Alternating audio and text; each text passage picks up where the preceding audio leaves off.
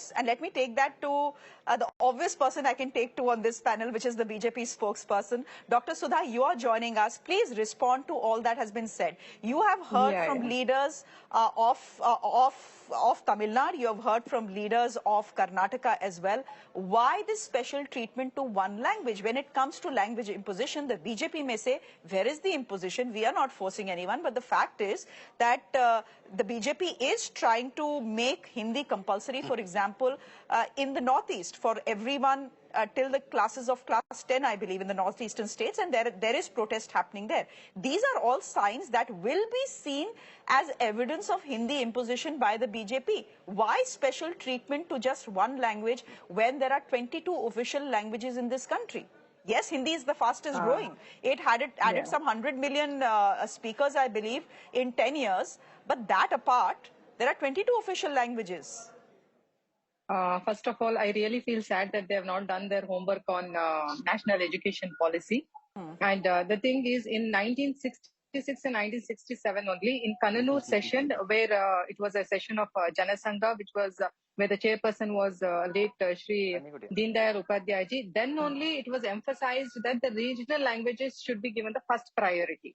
Okay, it is not now. And in the national education policy, it is said that the regional language, whichever it is, maybe Kannada, Telugu or Tamil, whatever it is, for the first year. See, earlier it was 10 plus 2 years. Okay, now it is 5 plus 3, 5 plus 3 plus 3 plus 4. Okay, and the first 5 years, which is called as the foundation year, here it is emphasized that the regional language should be taught to the students and not English. Then later on, they can choose the either Hindi or English as a second or third language. So there is no question of our party emphasizing Hindi to be given the first priority. They are the first party, in fact, in the country where they are giving the first priority to the regional language. Why didn't the other parties which were ruling all these years implemented this? There are 1,700 languages in our country. Yeah. Yeah, go ahead. No, first let Dr. Sudha complete a point, then I'll get in. There are 1,700 languages in our country, and it's a country of unity with diversity. So we really love all the languages. All the languages are beautiful, and Kannada, Nadu, Nadi, and it's a true language. Like it is one of the languages which had which were the scripts were written in 6th BC. Okay. So we have Hale Kannada, Nadu Kannada, and Purva Hale Kannada, and Hosa Kannada. So there is no question of anywhere where the party, our BJP party, is emphasizing for all others to give Hindi as a first priority. In fact, I feel so very proud that they've given every language its platform. I asked you a simple question, ma'am. Okay. Okay. Yeah. Dr. Sudha, but I'd ask you a simple, and I do believe that you have a supporter in SS Sriram. I'll let him come in. But go ahead, Mr. Saravanan, you wanted to make a counterpoint. See, the problem is not with the regional language. We are not saying Hindi is being pushed. Of course, that is a different argument. But as usual, like how the BJP spokesperson obfuscate everything, the spokesperson here is also trying to sideline the point. The point is English. We are saying English is very, very important for the growth of our country. English is very, very important for the integrity of our country. English is a neutral language. It is neutral for you, it is neutral for me. So if you are saying, I will do away with English, I will give importance to Hindi and the other regional language, you means you are importing Hindi. English is also included. Let me tell you, there are three languages. Then I'll finish. Regional language, Hindi language, and English. Mr. Saravanan, it's interesting that English, we should have said English imperialism, given that it's a foreign language, and Hindi is our own, and yet there is a preference over, Any language, Shreya, any language which is not my mother tongue is a foreign language to me. Hindi is foreign to me. Malayalam is foreign to me. Telugu is foreign to me. Italian is foreign to me. German is foreign to me. My mother tongue is different. So, when we are speaking of English, English is a leveler. But Hindi is the language of the Union. Official language of the Union. It's not India's national language, Mr. Saravanan, but it is the official language of the Union. So it is not a foreign language, sir. You're part of the Union, na? I'm saying Tamil Nadu is part of the Union. So you can't say it's foreign to me, it's a foreign language to me. No, don't take English. the literal meaning. No, no, Shreya, don't take the literal meaning of the word foreign. I'm saying any language which is not my mother tongue is foreign to me. That is the point I'm trying to make. But Don't Mr. try Sarvana, to- 36% South Indians, 30, this is all data we have got, and this is the government's data. Out of the entire Indian population, 25% are South Indians. Out of that population, 36% speak Hindi. No problem. We don't have any problem with that. Whoever wants to learn that willingly out of their own free will, let them go ahead and do that. We are only saying, please don't show it down our throats and don't use it for provocative politics and divisive politics. See, that is what the BJP is using that language for. No. We are opposed This to statement, that. what was given is a far-reaching political conspiracy. Okay, here 1953 only, the Hindi language Divas was supposed to be celebrated. Like it is declared then. It is not declared by BJP now. And Correct. 2006, Manmohan Singh ji was the first one who has celebrated that day. So why BJP now? All of a sudden, it is retweeted. It's just Because a conspiracy. you are Will imposing. the Congress on the other spokesperson language. come in here, Aishwarya Mahadev? Now the never BJP imposed. is saying we didn't start it at all. It was started by the Congress party in 1953. 2006. And 1953 Jawaharlal was started. Nehru, and Jawaharlal Nehru was the one who actually wanted So Hindi don't and force English to be that. the official languages of this country. Then BJP should not follow that. Yeah, good point. Anyway, I'll let BJP should Aishwarya resist respond. from forcing the other people to learn Hindi. Nobody is forcing over here, yeah. We have told you, national you are education doing that. policy is BJP putting is doing that. regional No, language. national education policy is imposing Hindi. So don't take refuge under the national education policy. See what we want, we Kannadigas want the respect for all the 22 official languages and other all Indian languages to be Okay. given the same respect and same Of course it is given, importance. sir. Okay, And let of course it Aishwarya is come should in. be treated in their own Shall we let Aishwarya come in now? Of course Given it the is given. fact that Hindi Divas was starting during the Congress rule, let Aishwarya come in as well. Aishwarya, go ahead. Where does the Congress party stand on the debate? One second. Good evening. Yeah, I think this is a fabulous debate, and I really hope none of the panelists over enthusiastically interrupt me because I've waited this long to make my point. First and foremost, Shreya, I think as a South Indian, as a Kannadiga myself, that I hold a lot of pride and a lot of absolute joy and wonder of the fact that my language is one of the oldest, along with Tamil and a lot of the South Indian languages. When you talk about foreign languages, we can go into the discourse about where Hindi originally comes from and from all the foreignness and what is Indianness, but let's not have that discussion. I'll tell you what has really upset a lot of Kannadigas today. There may have been a time where Mr. Manmohan Singh or successive Congress governments have celebrated Hindi Divas, but we have never seen an imposition like this on South Indian states, which is disadvantaging them. Let me give you a few examples, right?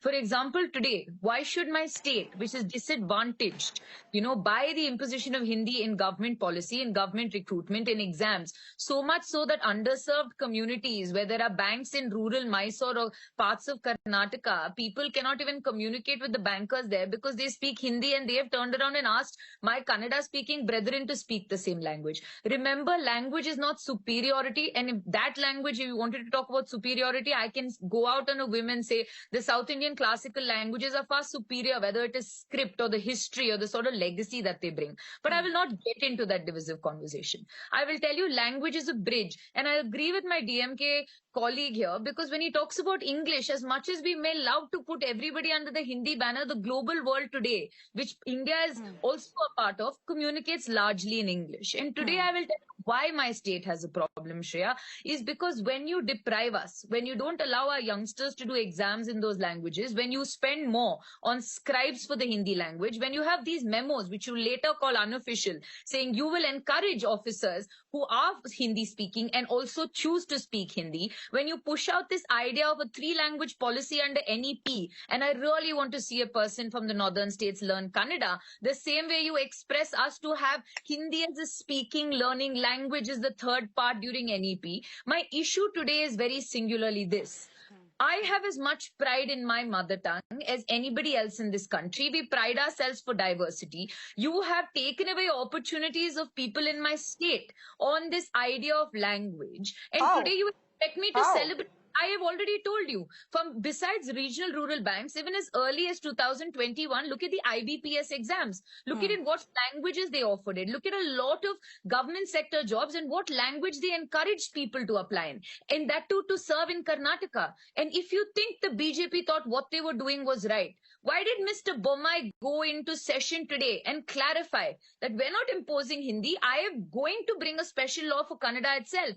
Didn't he inherently believe when he made that speech that what his center was talking about was a farce? Singularly, Shreya, for me today, I am a proud Kannadiga as much as I'm a proud Indian. I pride myself on being Indian because we respect the diversity of all our languages, whether it's the Schedule 8 languages, whether it's your official language under 343 of the Constitution. But Shreya, let me end on this. Languages are a bridge of communication. They should not be something of imposition or of superiority. This is something the South will reject wholeheartedly, and I believe this is disadvantaging my brethren in the South, and we will fight against it. Why will I spend government money? Look, any sort of imposition in any case has been rejected in the past. History has shown us that since 1930. Equally. It showed us that in 1967. It showed us that in 1937. Have respect for all 22 languages. Mr. Sriram, please come in here. Just a minute. Just a minute. In my school days, we had an option for second language. Either we could choose Hindi or Kannada. Even now we have, I think. So, but here now, being what she told that she's proud of being a Kannadiga, and 1,000 times even more proud of being a Kannadiga. It's my mother tongue. And the thing is, today they are giving Kannada as a first priority. Okay. So where does the question come that they're putting down any of the regional languages, taking Kannada also? Mr. Sriram, the BJP is a party that likes to win elections. Ladies and gentlemen, I think all of them. Ladies and gentlemen, everyone. Yeah, Mr. Sriram is now getting a little upset. Chalo, everyone. Syed Saab, 2 minutes. 2 minutes. Syed Saab, this has been a very civilized conversation, and I think it's a civilized conversation because all of you are coming from the South. So let it continue to be exactly that, though I'm from the North. Sometimes my parents tell me that I go overboard.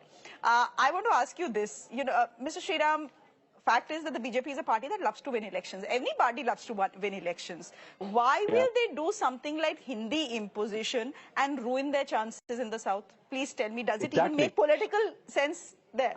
Yeah. Aishwarya, first I'm a proud Indian and then a Tamilian. I don't want to be a pseudo. I'm first a proud Indian and then I'm a very, very proud Tamilian.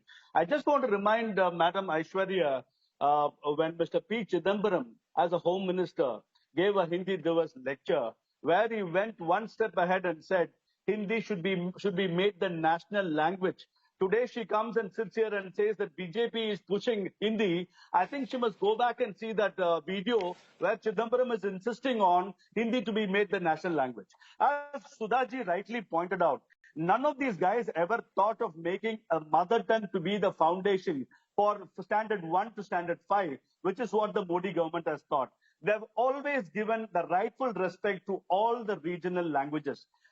Indian parties, probably they'll be too happy to promote Urdu because that is more convenient for those who use them as a vote bank.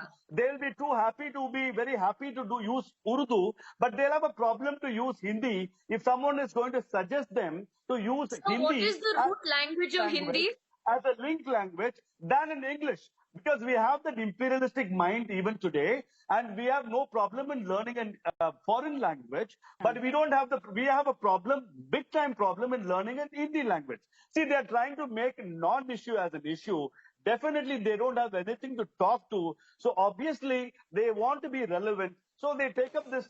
Now UPA should answer, Miss Aishwarya should answer what Mr. P. Chidambaram had to say. Now, Hindi promotion is as per Constitution 351, one has to promote Hindi. Now, please go and remove that constitutional obligation that you you don't have to promote Hindi. As simple as that, that no government has to do this. As long as it is a part of a constitutional obligation, which all of us keep talking about Dr. Ambedkar and his laurels and all his contribution, this is what is a part of the Constitution. If someone does a constitutional duty, why do you guys fume up like this? That's my simple question. And honestly, will anyone hold boards and say, we oppose the imposition of Urdu or we oppose the imposition of any other language? Will anyone do it? 10 seconds. Okay. Mr. Saravanan, 10 seconds, and then I will give Aishwarya 10 seconds. Go ahead. And Syed Saab also, I will give you 10 seconds, but not more than 10 seconds. I have another debate to do. Go ahead, please. See, the thing is, the importance of English is this. It will give us economic freedom. India has progressed. there can be no doubt that India has become a superpower economically only because of the use of English. You cannot become a doctor, an engineer, or anything else without the use of English. Yes, we have a great pride in our regional languages. That is true. It's one of our strengths. Yes, English is one of our strengths in the global world. So what is the agenda of the BJP? The Chinese realize this much later. And look at how the Chinese are trying to learn the English language now. Yes, Shreya, that is where I am coming. What is the agenda? The dubious agenda of the BJP is to do away with English and bring Hindi in the place of English as a link language, which we oppose. Because reading Hindi or reading any other, just having a knowledge of any other regional language is not going to give you economic dividends. It is not good for the future of our country. That is why we are saying, please don't.